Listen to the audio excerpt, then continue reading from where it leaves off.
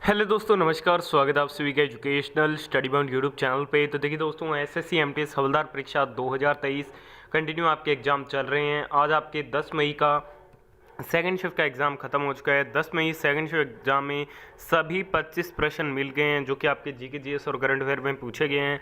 उन सभी क्वेश्चनों का बिल्कुल 100% सही व सटीक उत्तर के साथ एग्जाम एनालिसिस आपको इस वीडियो में देखने को मिलेगा। तो आज जिन भी साथियों का 10 मई सेकंड शिफ्ट में एग्जाम था, वो सभी साथी इस वीडियो में ध्यान से अंत तक बने रहिएगा।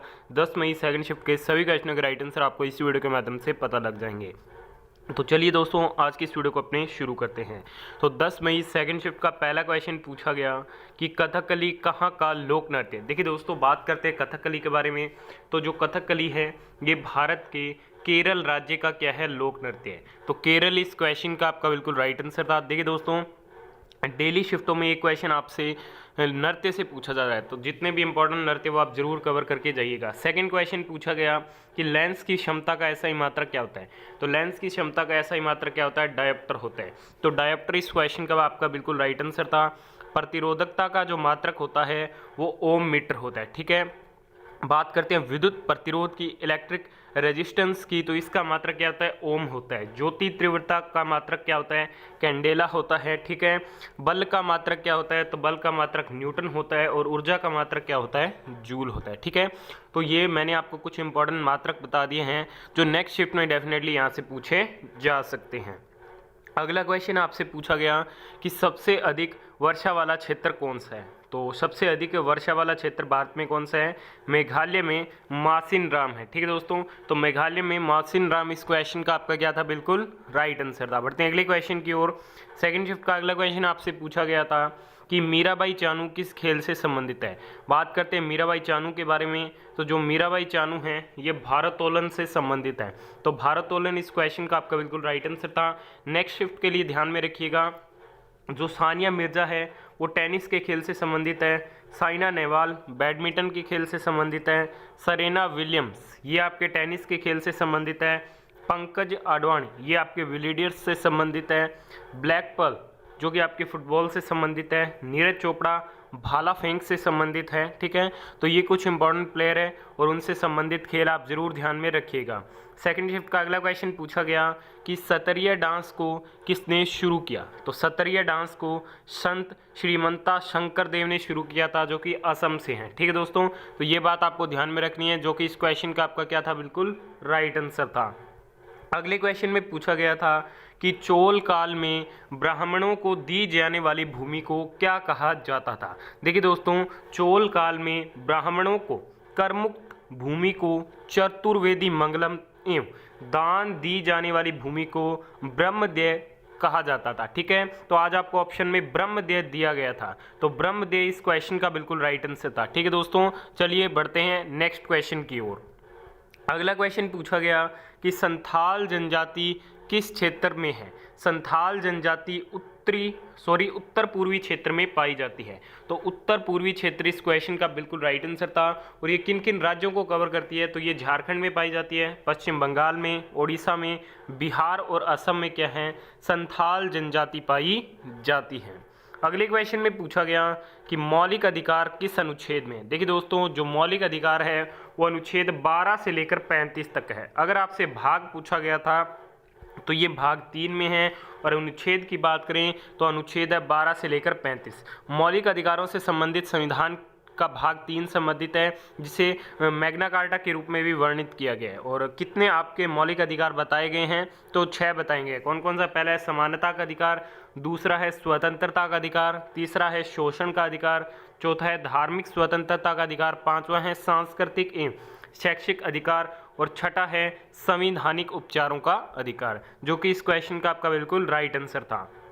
अगले क्वेश्चन में पूछा गया था कि टोक्यो ओलंपिक 2020 में नीरज चोपड़ा ने कितने मीटर का भाला फेंका था। देखिए दोस्तों, टोक्यो ओलंपिक 2020 में जैवलिन थ्रोवर नीरज चोपड़ा ने 87.58 मीटर जैवलिन थ्रो कर प्रतियोगिता में पहला स्थान हासिल किया था। तो आपसे डिस्टेंस पूछी गई थी, तो ये थी 87.58 मीटर, जो कि इस क्वेश्चन का आपका राइट आंसर था। अगले क्वेश्चन में पूछा गया कि छप्पर कूट जो कि एक वार्षिक फसल उत्सव है निम्नलिखित में से किस राज्य में मनाया जाता है। छप्पर कूट जो कि एक वार्षिक फसल उत्सव है ये भारत के मिजोरम राज्य में मनाया जाता है। तो मिजोरम इस क्वेश्चन का क्या था, बिल्कुल राइट आंसर था। बढ़ते हैं अगले क्वेश्चन की ओर।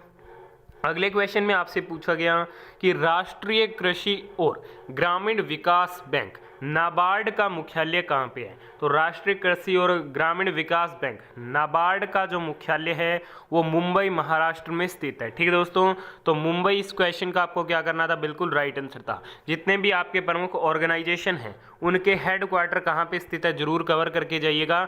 डेली शिफ्ट में एक क्वेश्चन यहाँ से बन रहा है। अगले क्वेश्चन में पूछा गया कि स्थानांतरित खेती को कहाँ झूम खेती के नाम से जाना जाता है। तो स्थानांतरित खेती को झूम खेती के नाम से उत्तर पूर्वी क्षेत्र में जाना जाता है। तो आपसे क्षेत्र पूछा गया था, तो उत्तर पूर्वी क्षेत्र इस क्वेश्चन का आपका बिल्कुल राइट आंसर था। बढ़ते हैं अगले क्वेश्चन की ओर।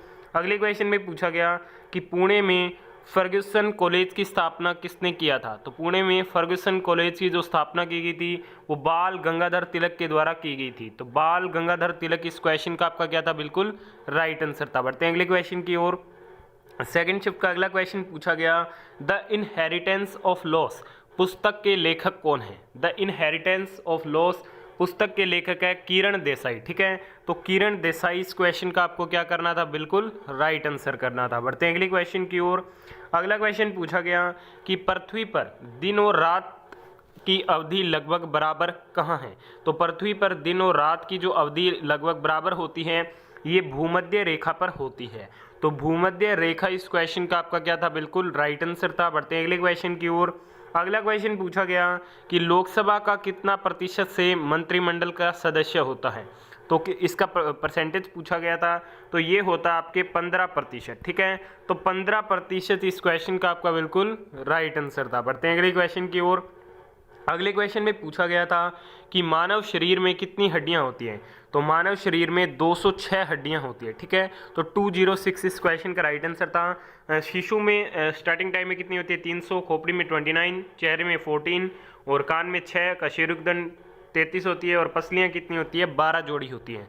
तो ये सब आप नेक्स्ट शिफ्ट के लिए जरूर ध्यान में रखिएगा। अगले क्वेश्चन में पूछा गया कि राष्ट्रीय स्तर पर कौन सी एजेंसी खिलाड़ियों में डोपिंग टेस्ट करवाती है। तो ये करवाती है NADA। ठीक है, NADA इस क्वेश्चन का आपका बिल्कुल राइट आंसर था। अगले क्वेश्चन में पूछा गया कि 2021 का इसकी जनगणना जो कोविड-19 के कारण नहीं हुई थी, सबसे पहले किस वर्ग की जनगणना होनी थी।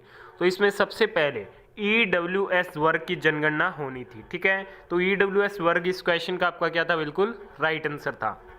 अगले क्वेश्चन में पूछा गया कि स्टैंड अप योजना किसके लिए शुरू किया गया था। देखिए दोस्तों, स्टैंड अप इंडिया योजना की शुरुआत 5 अप्रैल 2016 को आर्थिक सशक्तिकरण और रोजगार सृजन पर ध्यान केंद्रित करने हेतु जमीनी स्तर पर उद्यमशीलता को बढ़ावा देने के उद्देश्य से की गई थी। ठीक है, तो इसकी जो शुरुआत की गई थी वो 5 अप्रैल 2016 को की गई थी उद्यमशीलता को बढ़ावा देने हेतु।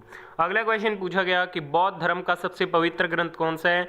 तो बौद्ध धर्म का सबसे पवित्र ग्रंथ कौन सा है, त्रिपिटक है। तो त्रिपिटक इस क्वेश्चन का आपका राइट आंसर था। अगले क्वेश्चन में पूछा गया इनमें से कौन सा उर्वरक नहीं है। देखिए दोस्तों, urea, calcium nitrate, potassium chloride के उर्वरक है और इनके अलावा आपको ऑप्शन में क्या दिया गया था, वही इस क्वेश्चन का आपका बिल्कुल राइट आंसर रहता। अगला क्वेश्चन पूछा गया था कि प्रवास के कारण क्या है। तो भारत में लोग ग्रामीण से नगरीय क्षेत्रों में मुख्यतः गरीबी, कृषि भूमि पर जनसंख्या के अधिक दबाव, स्वास्थ्य सेवाओं, शिक्षा जैसी आधारभूत अवसंरचनात्मक सुविधाओं के अभाव इत्यादि के कारण क्या प्रवास करते हैं। ठीक है, नेक्स्ट क्वेश्चन में पूछा गया कि निम्नलिखित में से किसे दादा साहेब फाल्के पुरस्कार दिया गया है। ऑप्शन थे आशा भोसले, अरिजीत सिंह, नेहा कक्कड़, सोनू निगम। ठीक है, और क्या यही एग्जैक्ट ऑप्शन थे और इसका आंसर क्या रहेगा आप कमेंट करके जरूर बताइएगा और एग्जैक्ट क्वेश्चन भी कमेंट कीजिएगा।